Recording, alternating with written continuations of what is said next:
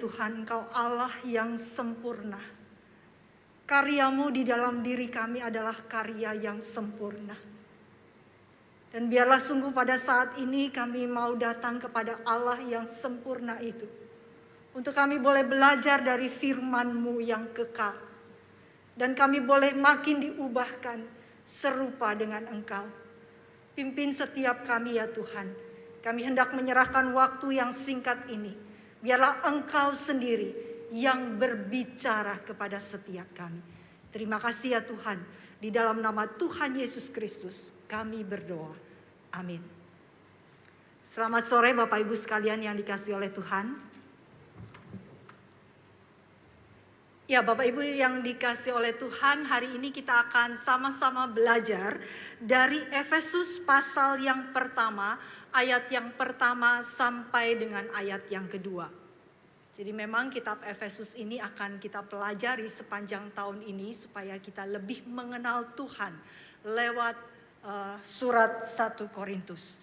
Kita akan bersama-sama membaca, saya akan membaca ayat yang pertama, kita bergantian membaca. Dipersilahkan Bapak Ibu sekalian nanti membaca ayat yang kedua.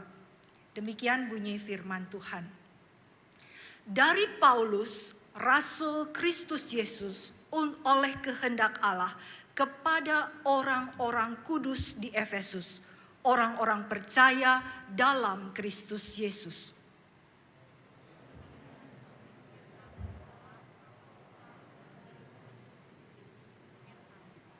Sampai sedemikian jauh pembacaan firman Tuhan. Selamat dan berbahagia setiap kita yang membaca, merenungkan, tetapi berjuang untuk melakukannya. Nah Bapak Ibu sekalian yang dikasihi oleh Tuhan, setiap kita mengenal istilah ini. Premium. Premium adalah kata benda yang berarti yang bermutu atau yang berkualitas. Dan premium ini bisa dikenakan pada barang. Jadi kalau premium itu dikenakan pada barang, jelas barang itu adalah barang yang berkualitas tinggi, yang tidak biasa.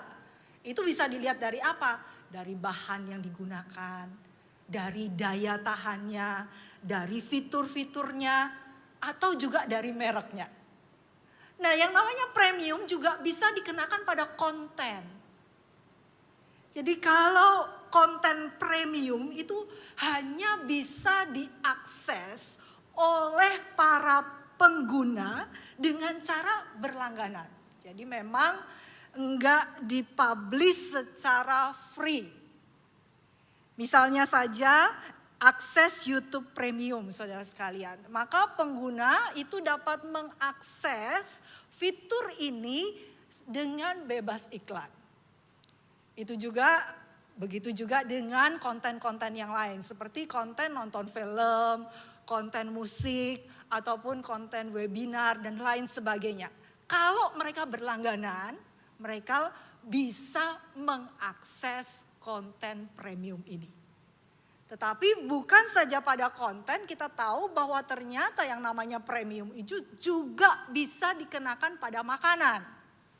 Jadi makanan yang premium itu berarti dia makanan yang punya kualitas yang baik. Bisa dilihat dari mana? Dari bahan yang dipakai. Dari cara pengolahannya. Atau dari teksturnya. Dari mungkin ukurannya. Itu juga menunjukkan bahwa makanan ini adalah makanan yang premium. Premium itu menunjuk pada suatu kualitas, pada sesuatu yang spesial, pada sesuatu yang bisa dipercaya, yang tidak umum dan hanya orang-orang tertentu yang memilikinya. Yang menjadi pertanyaan kita adalah bagaimana dengan anak Tuhan? Bagaimana dengan orang percaya? Ya kita ini saudara sekalian, bagaimana dengan setiap kita? Apakah yang dikatakan oleh firman Tuhan di dalam Efesus 1 ini tentang kita, tentang orang-orang percaya, tentang anak-anak Tuhan ini? Nah, nama yang pertama kali dituliskan adalah Paulus. Siapa sih Paulus ini? Kalau kita melihat saudara-saudara sekalian, dia adalah seorang yang luar biasa. Dia adalah memang seorang rasul besar. Namanya itu terkenal sekali. Dia memberitakan Injil di berbagai daerah. Seperti di Akaya, Makedonia, Kapadokia, Siprus dan lain sebagainya. Dan sebagai orang yang mengabarkan Injil ke berbagai daerah ini. Maka dia juga merintis beberapa gereja. Selain dia merintis beberapa gereja, dia juga menjadi seorang teolog. Dia menjadi penulis daripada 13 kitab di dalam Perjanjian Baru. Ada yang ingat gak Bapak Ibu? Berapa jumlah kitab di dalam Perjanjian Baru? Ada yang ingat? Betul ya, 27. Jadi hampir separohnya ini Paulus yang tulis. Orang besar bukan dia? Orang yang hebat yang dipakai oleh Tuhan bukan? Tapi bukan cuma itu. Waktu dia ada di kota Efesus, dia juga adalah orang yang hebat. Kenapa dikatakan dia adalah orang yang hebat? Jemaat ini bermula dari 12 orang, cuma 12 orang yang percaya sama Tuhan. Tapi dia tekuni, dia datang ke rumah-rumah ibadat selama beberapa waktu, kemudian dia tiap hari dikatakan mengajar di ruang kuliah Tiranus. Kemudian dengan anugerah Tuhan, mujizat itu terjadi. Mujizat-mujizat lewat sapu tangannya dan kain yang digunakan oleh Paulus. Sehingga orang-orang sakit itu disembuhkan dan roh-roh jahat itu diusir. Itu sebabnya kemudian melihat kuasa ini maka tukang-tukang jampi dan ahli-ahli sihir. Kemudian mereka mengumpulkan buku-buku sihir mereka dan kemudian mereka membakarnya. Hingga terjadilah kebangunan rohani di kota Efesus. Seperti yang pernah disampaikan di dalam khotbah minggu lalu. Kebangunan yang besar terjadi di satu kota ini. Tetapi waktu kebangunan yang besar ini terjadi, ada orang-orang tertentu yang tidak senang. Maka terjadilah pergolakan yang hebat, terjadilah pertentangan, bahkan ini membahayakan jiwa daripada Paulus. Nah saudara-saudara sekalian, tetapi di tengah pergolakan pertentangan yang ada, dia bertahan. Dan kemudian dikatakan selama 2 tahun itu kemudian dia tetap memberitakan Injil di sana. Hingga dikatakan semua penduduk di Asia pada zaman itu. Mereka sudah mendengarkan firman Tuhan. Mereka kemudian menjadi pengikut Kristus tetapi juga menjadi murid Kristus. Saudara sekalian, dengan tidak henti-hentinya dikatakan siang malam yang namanya Paulus ini menasehati para tua-tua itu dengan mencucurkan air mata. Dia menasehati, menguatkan iman mereka sehingga mereka bisa menjadi pemimpin-pemimpin yang handal di kota itu selama 3 tahun. Saudara, terlihat bukan apa yang telah dilakukan Paulus di sana. Dia mengabarkan Injil, dia mengajar di sana secara intensif.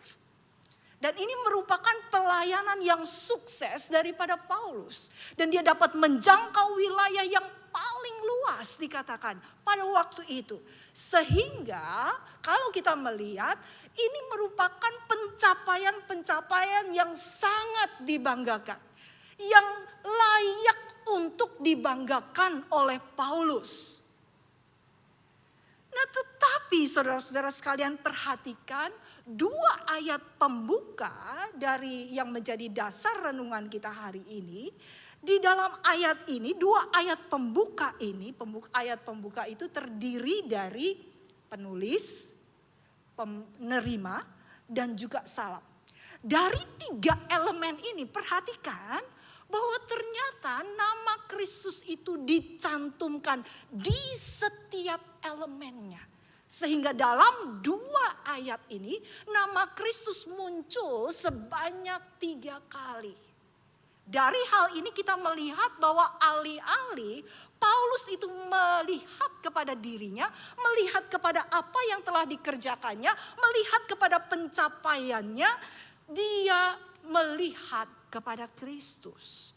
Fokusnya itu bukan kepada dirinya tetapi kepada Kristus dan apa yang telah dilakukannya kepada orang-orang percaya. Saudara sekalian, Allah yang seperti apakah Kristus itu?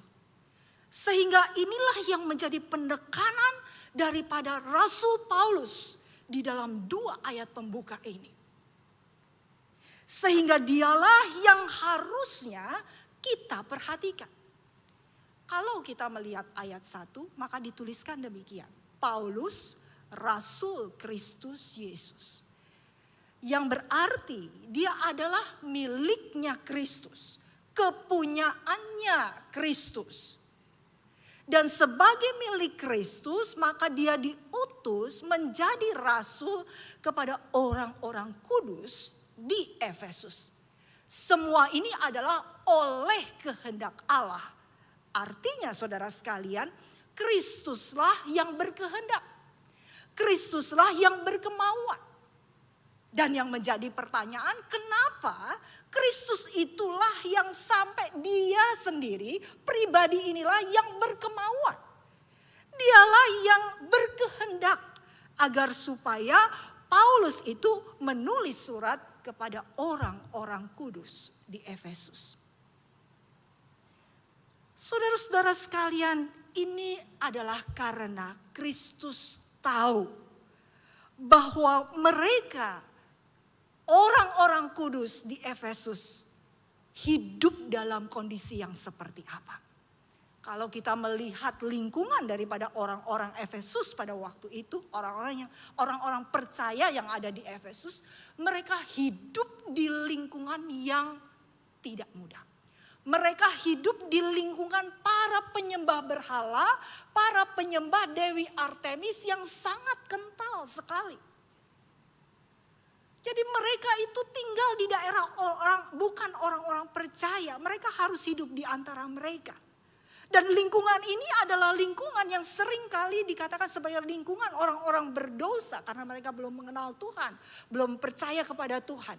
Maka lingkungan orang-orang berdosa ini juga adalah lingkungan yang juga melakukan berbagai kecemaran.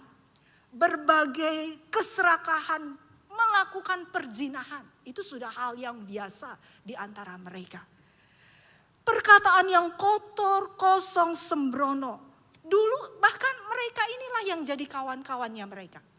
Jadi bestinya mereka ya orang-orang seperti ini.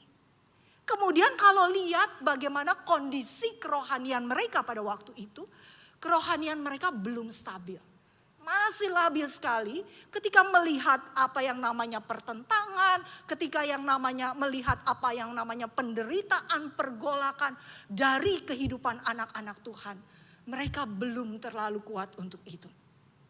Paulus mengatakan di dalam Kisah Para Rasul pasal yang ke-20 dikatakan akan ada serigala-serigala yang ganas. Pengajar-pengajar palsu yang berusaha untuk menarik murid-murid Kristus ini membelokkan mereka jauh dari jalan kebenaran. Saudara-saudara sekalian, ini bukan situasi yang juga mirip dengan setiap kita. Kita hidup tidak selalu ada di ruang ibadah ya. Ibadah ini mungkin berlangsung nanti sampai jam 6, paling lama setengah 7. Tapi selebihnya kita berada di luar daripada gereja ini. Di luar daripada suasana ibadah ini. Siapa yang kita temui di sana? Masyarakat umum. Bagaimana sifat mereka, bagaimana karakter mereka. Dan bagaimana juga apa yang mereka lakukan. Kita banyak sekali bersinggungan dengan mereka. Kita bersinggungan juga dengan mitra kerja kita. Kita bersinggungan dengan orang-orang yang sekuliah sama kita, satu kelas kuliah kita. Dan kemudian mungkin ada teman nongki-nongki kita ya. Apakah mereka orang percaya? Apakah tetangga kita banyak adalah tetangga yang percaya kepada Tuhan? Oh, bukankah begitu banyak orang yang tidak percaya Tuhan di tengah lingkungan kita? Dan bagaimana cara hidup mereka seringkali mempengaruhi kita, membuat kita menjadi bimbang dengan iman kita. Persis seperti apa yang dialami oleh orang-orang yang ada di Efesus, bukan? Nah, saudara-saudara sekalian, di tengah-tengah situasi yang seperti ini, Kristus kemudian memakai surat Efesus untuk mengajar, mendampingi dan mendewasakan iman mereka sehingga mereka bisa tetap eksis sebagai anak-anak Tuhan di tengah-tengah lingkungan yang berbahaya itu. Bukankah kita melihat diperuntukannya surat Efesus ini kepada orang-orang kudus di Efesus menunjukkan bagaimana Allah di dalam Kristus adalah Allah yang begitu memperhatikan. Allah yang begitu care kepada orang percaya. Dia tahu apa yang dibutuhkan, itu sebabnya Tuhan kemudian berkemauan. Dia mau agar Paulus menulis surat kepada mereka hingga iman mereka boleh dikuatkan. Itu berarti saudara sekalian, Tuhan juga care gak sama kita? Hari ini Tuhan memperhatikan setiap kita enggak? Ya, Tuhan sangat care sama kita. Salah satu bukti Tuhan itu begitu care dengan kita, saudara sekalian, saat ini. Firman Tuhan masih diperdengarkan kepada setiap kita. Dan kemudian saudara sekalian, firman Tuhan itu tidak jauh loh dari kita. Firman Tuhan itu dekat dengan kita, ini bukti bahwa Tuhan itu care kepada kita. Dia lihat bagaimana iman kita seringkali labil. Bagaimana seringkali kita menjadi tidak kuat menghadapi berbagai hal. Itu sebabnya kita melihat bahwa firman Tuhan itu dekat dengan kita. Bisa diakses di mana saja, bukan? Sekarang mudah untuk diakses. Apakah kita ada di ruang terbuka? Apakah kita itu ada di kendaraan umum mungkin? Kita bisa mengakses di ruang kuliah kita. Kita bisa mengakses di gereja ini. Kita bisa mengakses di beberapa tempat. Ini menunjukkan bukan? Bahwa Tuhan itu begitu care kepada kita. Dia tahu apa yang menjadi kebutuhan kita. Sampai gak ada larangan kan sekarang untuk dengar firman Tuhan. Kapan aja kita bisa dengar, cuman tinggal klik. Di mana kita bisa klik? Pada waktu kita sedih, pada waktu kita susah, pada waktu kita kecewa, pada waktu kita marah, pada waktu kita jengkel, pada waktu kita bisa lihat firman Tuhan. Baca firman Tuhan. Ini salah satu bukti bahwa Dia adalah Allah yang begitu memperhatikan setiap kita sebagai orang percaya. Karena Tuhan ingin kita tetap berdiri sebagai anak-anak Tuhan di tengah lingkungan kita yang berbahaya. Saudara, tidak berhenti sampai di situ saja. Kita melihat di dalam ayat yang kedua dikatakan bahwa Dia itu juga memberikan kasih karunia dan damai sejahtera yang menyertai mereka. Saudara, dua unsur ini merupakan unsur yang penting di dalam Alkitab. Hingga kita bisa melihat hal ini, saudara sekalian. Karena kasih karunia Allah, maka Dia merencanakan keselamatan di dalam Kristus.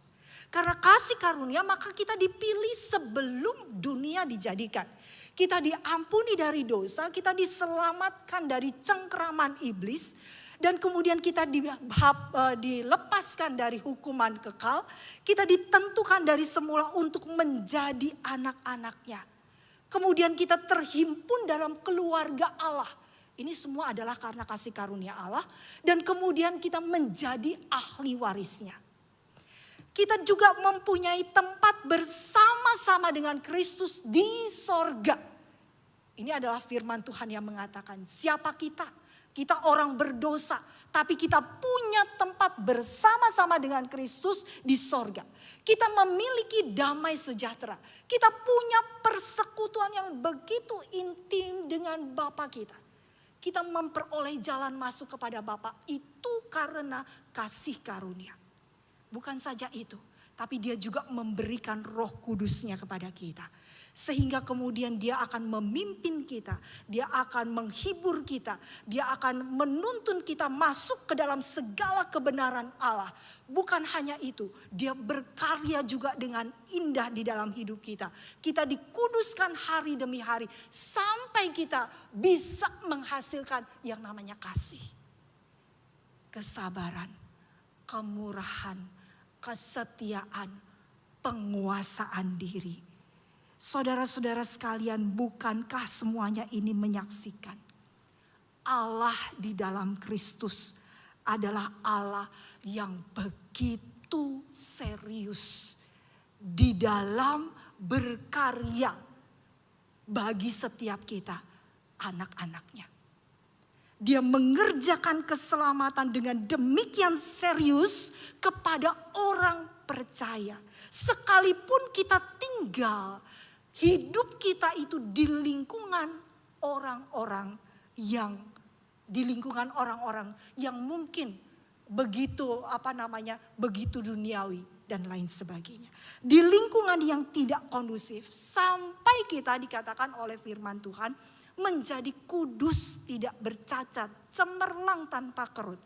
Kita menjadi mahakaryanya Tuhan. Saudara-saudara sekalian, semua yang dikerjakan oleh Kristus dalam diri orang percaya ini jauh lebih tinggi dari konsep premium apapun yang dapat disebutkan oleh dunia. Kristus begitu serius menangani setiap pribadi orang percaya.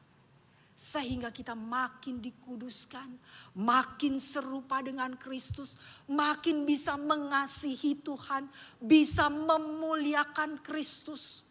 Itu karena dia begitu serius di dalam mengerjakan keselamatan dalam setiap kita. Bukankah dia adalah Allah yang tidak pernah asal-asalan di dalam mengerjakan keselamatan bagi kita? Tidak ada yang tidak serius yang Allah kerjakan bagi kita. Coba pikirkan bersama-sama. Adakah yang tidak terbaik yang Allah kerjakan di dalam hidup kita? Mungkin waktu kita mendapatkan sesuatu yang tidak baik, mungkin kita belum mengerti apa yang menjadi kehendak Tuhan. Tapi pada waktunya nanti kita akan melihat, itu adalah yang terindah yang Tuhan berikan kepada kita. Dia begitu serius di dalam menangani setiap kita. Saudara sekalian, yang menjadi pertanyaan, kenapa ya? Kenapa Tuhan hari ini berbicara bahwa dia adalah Allah yang seperti ini? Kenapa kita harus mengenali bahwa dia adalah Kristus yang begitu care kepada kita. Kristus juga yang sangat-sangat serius di dalam menangani kita. Nah, saudara, kenapa? Apakah karena tahun ini dikatakan oleh presiden kita sebagai tahun yang gelap? Sebagai tahun yang penuh kesulitan, penuh tantangan. Mungkin kita harus lebih lagi di dalam berjuang. Karena ekonomi Indonesia, ini yang mengatakan presiden kita. Jadi memang ini kondisinya benar-benar serius. Kondisinya itu bukan kondisi yang mudah untuk kita lewati. Namun di tahun yang susah dan gelap seperti yang diprediksi oleh presiden kita, apakah Kristus di sini sedang menegaskan kepada setiap kita saat ini bahwa dia adalah Allah yang care. Dia tahu apa yang menjadi kebutuhan kita. Dan dia akan serius di dalam mengerjakan keselamatan di dalam setiap kita. Sekalipun kita ada di dalam kondisi yang tidak kondusif sekalipun. Dia tahu siapa kita. Dia tahu apa yang kita alami. Dia tahu apa yang menjadi beban kita. Itu sebabnya dia tegaskan siapa dia. Dia care terhadap setiap kita. Dan dia serius. Saudara, Darrington adalah penjara pria di Texas. Penjara ini menampung sekitar 1.700 narapidana. Apa kira-kira yang bisa dihasilkan dari penjara? Dari orang-orang yang dipenjara. Mereka adalah orang-orang yang sudah berbuat jahat. Ketahuan mereka berbuat jahat, ditangkap dan kemudian mereka dihukum. Masuk ke dalam penjara. Apa yang bisa dihasilkan? Tetapi ketika Tuhan beranugerah, Tuhan berkarunia kepada orang-orang yang ada di dalamnya. Injil disampaikan, Injil diberitakan. Dan kita melihat waktu Roh Kudus Tuhan bekerja, maka kemudian banyak orang di antara mereka yang dibawa kepada Tuhan Yesus. Mereka menangis terseduh-seduh atas dosa-dosa mereka. Kemudian mereka mengatakan, Tuhan jadilah Tuhan bagi kami. Jadilah Kristus Juru Selamat buat setiap kami. Maka kemudian pertobatan itu terjadi. Kebangunan itu terjadi, saudara-saudara sekalian.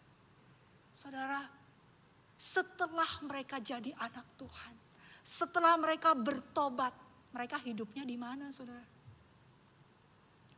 Mereka tetap di penjara.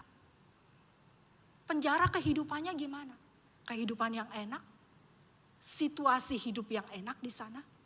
Bukankah kita tahu bahwa di penjara itu situasinya sangat tidak kondusif, berbahaya, kejam, jahat, banyak penderitaan di sana.